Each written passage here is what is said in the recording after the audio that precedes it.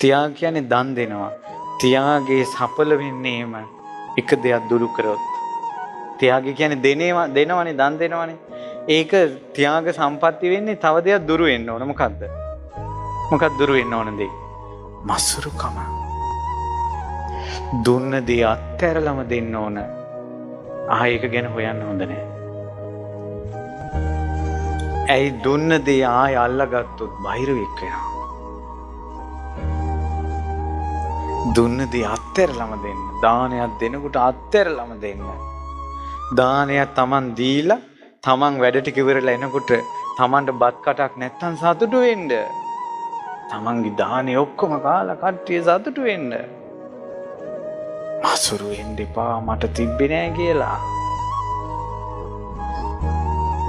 යමක් පූජා කළා සතුටු වෙන්න. ඒක ත්‍යාග සම්පත්.